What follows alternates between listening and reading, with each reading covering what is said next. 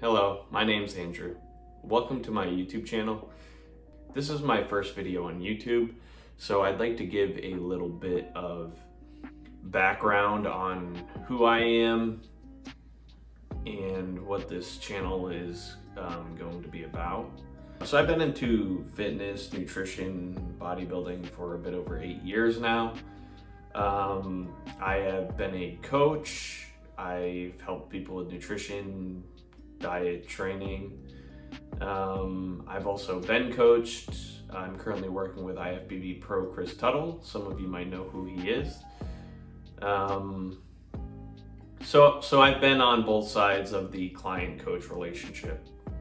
Anyhow, what this channel is essentially a platform for me to talk about my experiences, my knowledge, my opinions in fitness, bodybuilding, nutrition, all those things, and to see if anybody is interested in what I have to say about it. So if that sounds interesting to you, feel free to subscribe to this. I will try to post a video at least once a week for the time being. If anybody has anything interesting that they want me to talk about, or if anybody has a topic that they would want me to discuss, feel free to leave it in the comments, and if I find it interesting or it gains some traction, I will definitely make a video on it. Thank you, and on to what everybody actually clicked this video for. So around when I first started and I wanted to better myself, I was in a very bad place mentally. I had depression, anxiety, social anxiety, a whole slew of anxieties really, self-esteem issues, lack of confidence. Pretty much any place I would like go, that if the insinuation was that I would have to take my shirt off, obviously I wouldn't want to do it. So we're talking like the beach, the pools, water parks, whatever, it doesn't matter. Which is, it's actually pretty funny because the beach is now actually one of my favorite places to go, and just relax. So it's actually funny how that worked out in the end. But anyhow, obviously I wanted a change, right? So my brother was into lifting and he was into, eating clean and watching like bodybuilding videos on YouTube. And that's when I kind of got into it a little bit from that, the sense of competition a little bit. That helped for sure. My dad used to be in shape. He used to lift with bodybuilders too. So that's pretty much where I got started. And initially I did do it too because I mainly wanted to see if I could do something to make me feel better about myself and to maybe help me with women. I thought it would help me with women, and I think that's why maybe a lot of people get into lifting to begin with, or get into like the whole bodybuilding thing, is because they think that might help. So I was super inconsistent with it. I mainly ate like chicken and broccoli or whatever, pretty much whatever my brother did. I wasn't really following like calories in, calories out or anything. I was just eating clean. It did work. I did lose weight just doing that because I was eating at a deficit unknowingly. I didn't take many pictures when I first started out. The earliest picture I actually have is from around 2015, and I'm gonna put that up right now. So this is a picture of me from around 2015. I think at the time I was around 230 pounds, very out of shape. Right here, I'm surprised I actually have a picture of this because I didn't take many pictures back then. So it's very, very rare for me to find a picture, particularly with my shirt off. But I'm glad in hindsight that I did take them, because it's definitely nice to look back and actually see all the progress that's been made since then.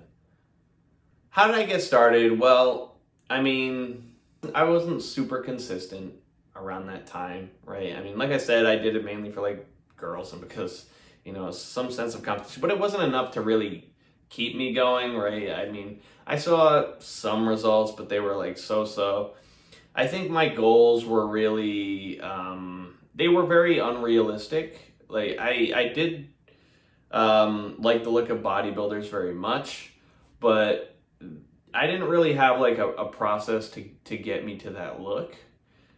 And my goals were very unrealistic. So, I was kind of disappointed, I suppose, with results. Even though I was getting results, I was disappointed because they weren't like astounding results, right? They weren't like overnight six pack or something, or six pack in like a month, or but you have to kind of get that idea out of your head, because it's not something that happens overnight. It's not something that happens over like the course of a month either. And anybody that's trying to sell you that kind of a shortcut, it's complete BS. And that's just something that you need to accept. I mean, you have to put in the work for it. You really do. You have to break up what your outcome is. And so having that outcome where you want to look like a bodybuilder is fine. Saying you want to look like Arnold Schwarzenegger, you're not going to look like Arnold Schwarzenegger. But let's say your outcome goal is to have a similar physique to Arnold, right? That would be your outcome goal. That's fine to have. But the thing is, anybody can have an outcome goal. Anybody can have things that they want. But what really keeps you on that track is not only having those things that you want to get to, but having smaller, what we would call process goals to help you get to your outcome, right? Being able to achieve those smaller process goals, eventually the end result is your outcome.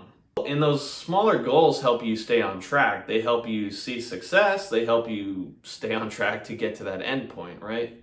Like my outcome goal, I wanted a physique similar to Bob Paris, who's one of my most aesthetically favorite bodybuilders of all time.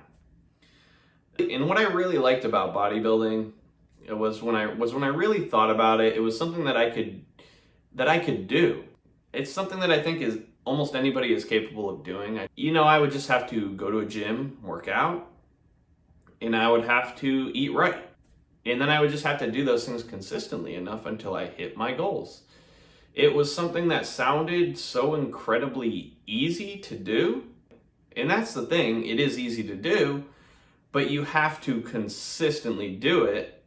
And it's going to add up kind of brick by brick over time until you build a house. And that's the thing, you have to do things consistently. You have to do the right things consistently, long enough. And they will add up, right? That's being disciplined. Being able to constantly make the right decision time and time again to the point where it outweighs any bad decisions, and eventually it adds up to a good result.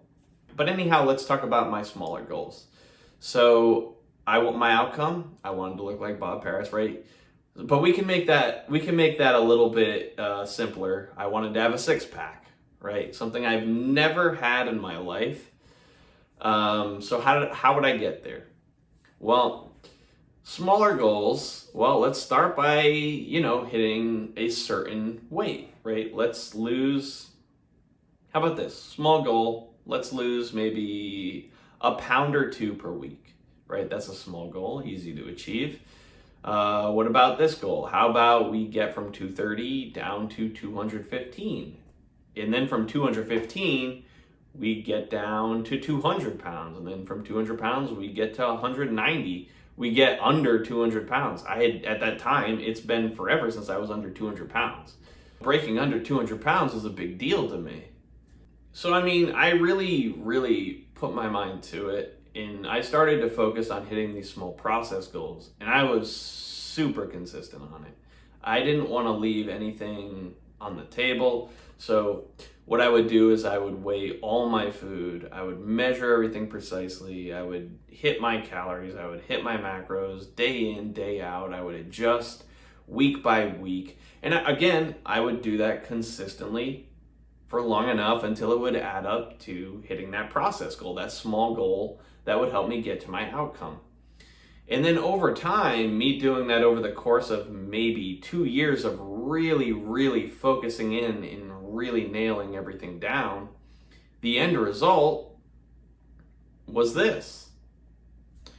Right? This is roughly 2 years of really, really focusing on nailing everything down.